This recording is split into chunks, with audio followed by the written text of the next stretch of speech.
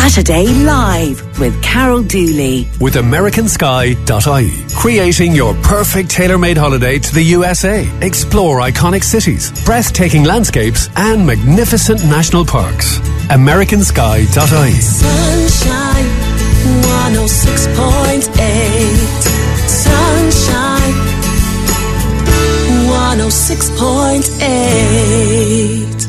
If even the thought of Christmas is affecting your sleep and you're lying awake at night stressing over it, or indeed if you're stressing over anything, or indeed if there's anything that's affecting you that is preventing you getting a good night's sleep, well, first of all, you're not alone, because recent research suggests that over half of the Irish adult population cannot get a good night's sleep. We're joined now by holistic therapist Johann Callaghan, who's just written a book, How to Get a Good Night's Sleep, which is an easy to understand, solution-based and backed with research to help you take back control of your night's sleep. Johann, delighted to have you here with us this morning. First of all, can I say you smell absolutely divine? Yeah, well, I'm a clinical aromatherapist, so I love my oils, and I actually use my oils as perfumes. So I'm wearing rose geranium, an organic rose geranium. That's what I'm wearing today. And is that supposed to have any particular health benefits for you? I work with the oils on an emotional level as well. They all have different frequencies. Everything has a frequency. Everything is energy and has a frequency, and so do the oils.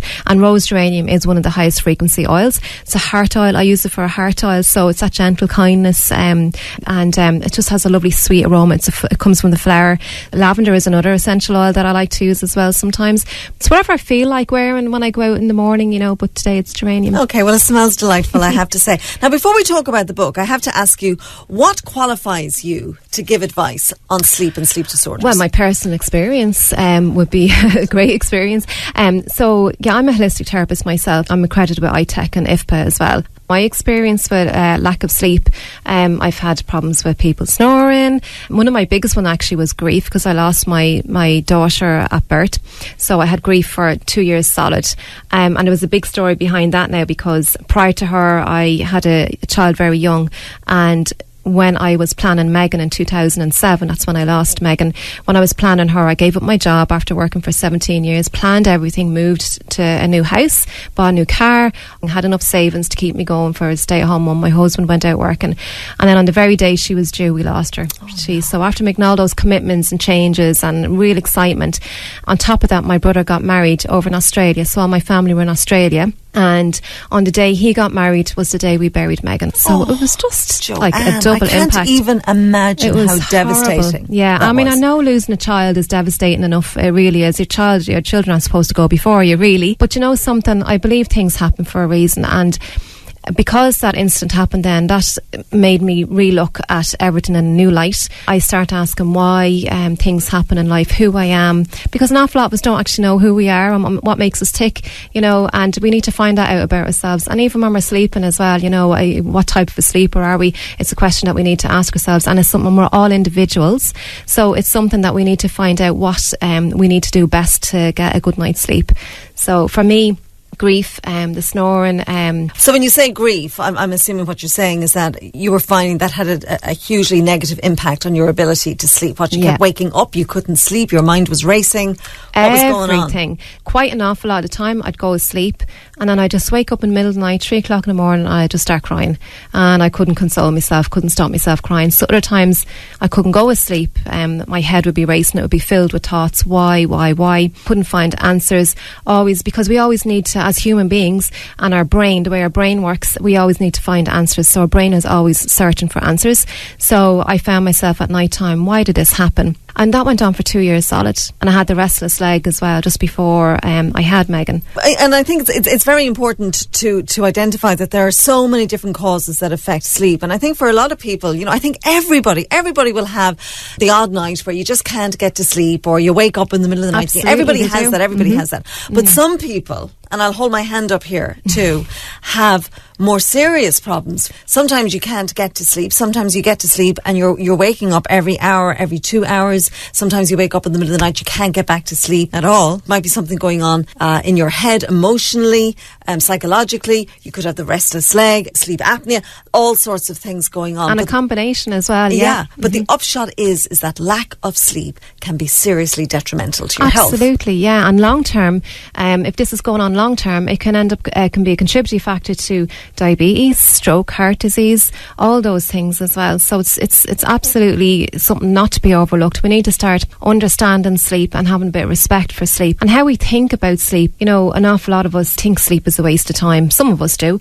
We have thoughts like, we could be busy working and we'll say things like, oh, I'll sleep when I'm dead, or, I don't have time for sleep, or I'll go to sleep when I finish this. We're not making sleep a priority. And our body works in cycles. We're part of nature, and we have to start listening to our bodies. And when our body is telling us we're tired and it's time to go to bed, we need to do that. Well, we'll talk about things that you might possibly do to address that in a moment, Joanne. But first of all, when do you know that you actually really do have a problem, as opposed to just a few sleepless nights? Well, if you're having continuous interrupted sleeps, if you're exhausted all day long, it could be pre-diabetes that's coming on.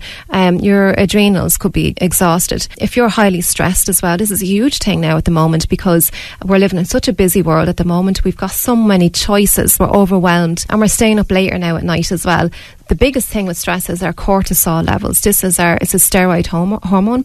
Cortisol works in the cycle as well with our melatonin, so the two of them kind of work together. It's like in a yin-yang effect. So the cortisol is highest in the morning when we wake up. This is our get up and go hormone. Cortisol is fine, it has its job, but it needs to be in balance with the melatonin. So what's happening is, if we're on our devices late at night, if we're doing energetic exercises too late at night, if we're eating too much late at night, all your cortisol levels is going to be elevated at night time, whereas it should be getting lower and allowing the melatonin to increase. And the melatonin is our sleep hormone. It's a sleep regulator. So if you're not allowing that to kick in, for example, if you're over exercising, which an awful lot of people do out of desperation to try and make themselves tired, what ends up happening is your adrenaline and your cortisol levels are elevated, and then your body would be tired, but your mind would be wired. So you'd be wired and tired going to bed, which is not a good combination, to say the least. Joined by holistic therapist Johann Callaghan, who's just written a book, How to Get a Good Night's Sleep. Joanne, we have lots more to talk about,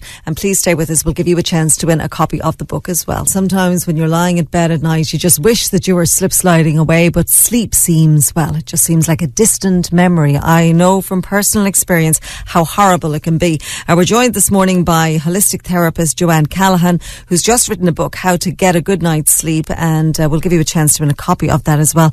Joanne, let's talk about solutions. What can we do? Where does it start if you're struggling? The key at night time is getting into a routine, but we also need to do a wind down process. So you need to wind down at least an hour before you go to bed.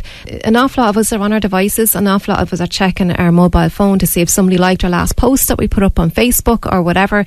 Even when we're in bed, we're bringing our phones to bed. You're getting a dopamine hit every time somebody likes your post, right? You get, oh wow, I've got 10 likes or whatever. And it's an excitatory feel-good hormone. But that's keeping us up as well. We need to get rid of devices. We need to really understand what devices are doing. It's affecting our electromagnetic field. The blue light from the screen is stopping the melatonin production, and an awful lot of people aren't aware of that.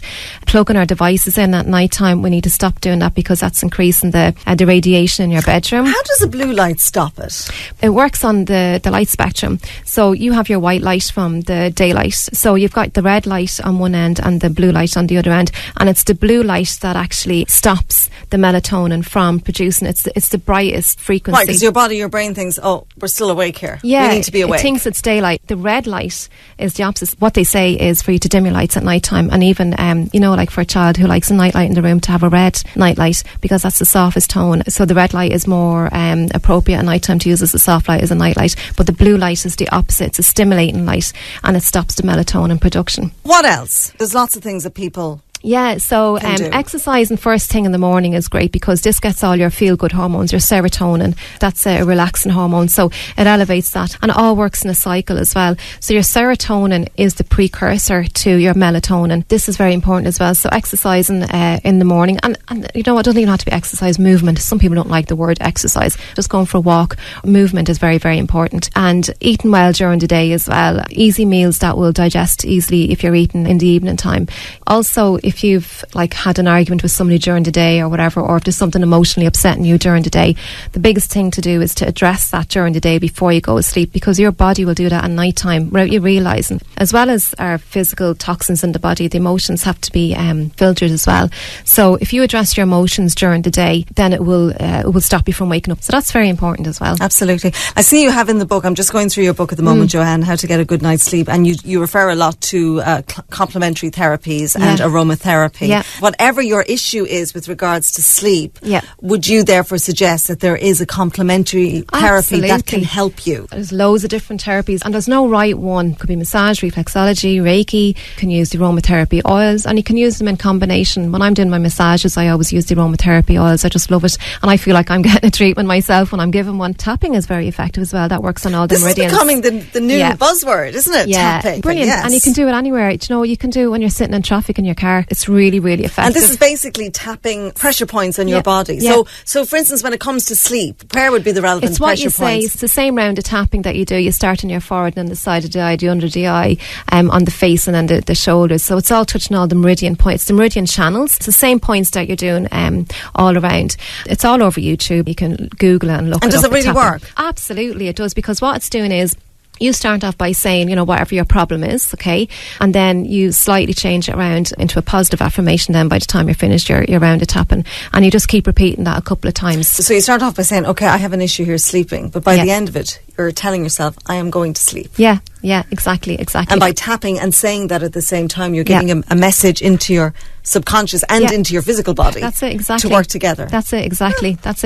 And it's all about your mind and your belief system and how the mind works. The mind is so powerful. Yeah. It really is. Well, it so can be your best powerful. friend or your worst enemy. Yeah, can't it? absolutely. How you think, yeah. Yeah. So when, you see, going to the doctor is obviously an option. I know Yeah. I went to the doctor. All she said to me was, I'll write you a prescription. Yeah. I don't want sleeping pills. Sleeping pills are not the answer. I know they can help, Yeah. but they are not the answer. There is a place and time for doctors, absolutely there is. But doctors are trained in prescribing drugs. Now, if you're absolutely desperate and you haven't slept in weeks, or, he may prescribe them, but they generally prescribe them on a short-term basis. They're not really designed for long-term use. And there is over-the-counter medications as well. There's herbal tablets that you can take to help you sleep as well. But if you do get to the point, say for instance, you're trying the aromatherapy, you're trying the tapping, you're trying the warm drinks, you're not exercising at night, you're not eating the spicy foods, you're not doing any of that, and still you're having an issue. What do you suggest then? Because I know there will be people listening saying, I've tried everything, I'm tearing my hair out, nothing is working. Yeah, obviously you're stressed about the whole thing then as well, so Indeed. definitely there's an element of stress in there. You need to reset your mindset, because right now when you get to that stage, you're resigning to the fact that you can't sleep, and this is going to be in your head before you even go to bed at night time. You're already saying to yourself, I'm not going to be able to go to sleep at night. So you need to change your mindset and the way you think. So I would suggest cognitive behavioural therapy there as well, some form of gentle exercise, yoga, meditation, whatever it is for you, massage, along with cognitive behaviour as well. I'd highly recommend something like that. Well, you address that in a lot more detail in the book, Joanne, How to Get a Good Night's Sleep. In fact, there's a lot that you address in this book, everything from what to do if you wake up in the middle of the night, whether you should get up, whether you shouldn't, sleep and menopause, because let's face it, menopause has a hugely detrimental effect on our sleep, hormone imbalance, pain, allergies, shift work, the rhythms that are affected by that, sleeping with diagnosed diseases. It is all in the book. It is full of sound, practical advice. Yeah, there's a lot of research in there as well. So if you want further information, you can go to the links I have in the back of the book. But I try and keep it simple. Okay, and I think the thing too is to just remind people that if you are not sleeping, do something about it. You can do something about it, because the consequences of not getting sleep over a long-term basis, and behind every can be disease fatal. is lack of sleep, because all diseases have inflammation in the body, and the inflammation levels rise when we don't have enough sleep as well. And even the brain health, dementia and Alzheimer's, it's been shown as well that Alzheimer's patients have accumulated levels of toxin in the brain, which can be eliminated through a good night's sleep. Okay, all right. Well, Johann Callaghan, thank you very much. Thank Pleasure you. to talk.